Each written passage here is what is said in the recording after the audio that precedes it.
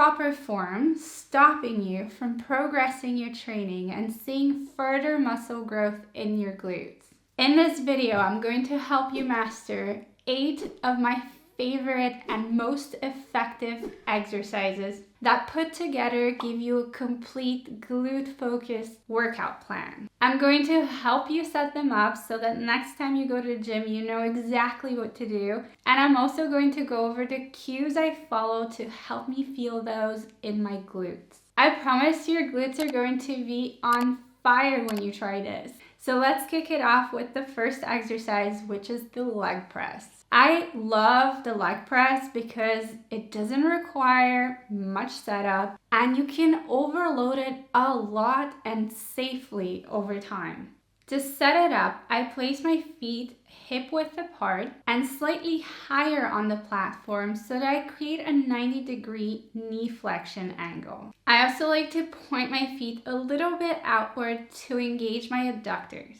To initiate the movement, I pull myself down into the seat, which engages my lats. I take a deep breath and brace my core like someone's about to punch me in the stomach. Then push up through your heels. I also like to think of pushing my knees outward, but I keep them in line with my ankles. This helps me feel it more in my abductors. To maximize growth, make sure that you are going low enough and feeling a really good stretch in your glutes. But only go as low as your flexibility allows it while still keeping your back straight. Other than your back, you also want to protect your knees, so make sure you're keeping a slight bend and not hyperextending. This is especially important as you keep progressing and overloading this movement further. So that's how you target your glutes in the leg press. Still in the same category of movement, let's move on to the lunge. To set it up, you're going to see a lot of similarities with the leg press. Again, here we're aiming for 90-degree knee flexion. And to do that, you want to place your foot further forward. This part is a little tricky and requires some balancing, but you want to have the weight in your front foot and use your back foot only to stabilize the movement.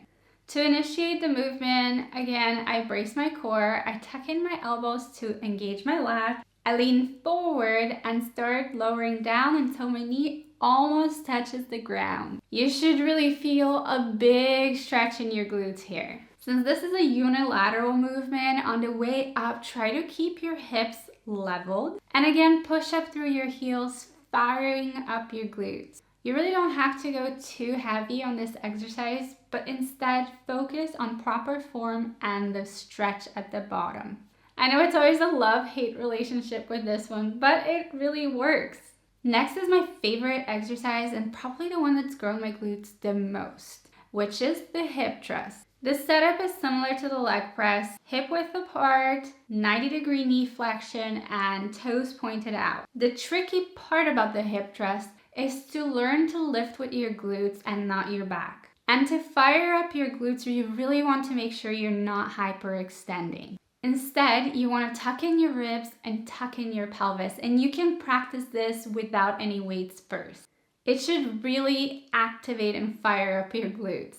Then when you progress to trying it with weights, it's the exact same cues. Tuck in your ribs, tuck in your pelvis, tuck in your chin as well. Brace your core and push up through your heels. Similar to the leg press, to activate my abductors, I think of pushing my knees out, but while keeping them above my ankles.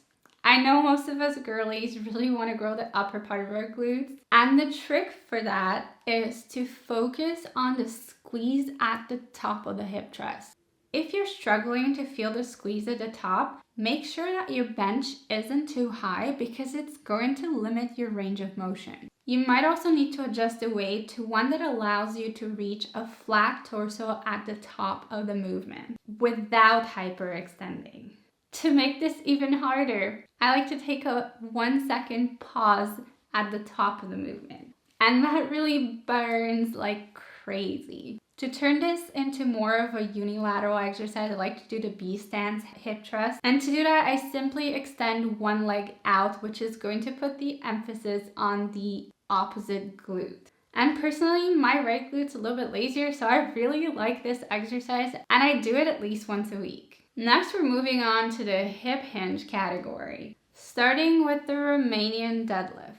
These can really be hard for beginners, so if they're not your cup of tea, just skip on to the next exercise in this category. But to set up the RDL, you basically stand hip width apart and think of pulling the ground apart, which is going to activate your glutes. Tuck in your elbows to engage your lats, hinge forward and push your hips directly back. Almost like somebody was hooking your hips and pulling them back. Your knees shouldn't be moving at all. And this is probably the most important part, but lean forward only as far as your flexibility allows it, which is usually going to be slightly below your knees. Doing that is going to protect your back from rounding and keep it in a neutral position. To come up, continue thinking of pulling the ground apart while squeezing your glutes. And there's really no need to thrust forward or over squeeze your glutes at the top because there's really no stress on them at that point.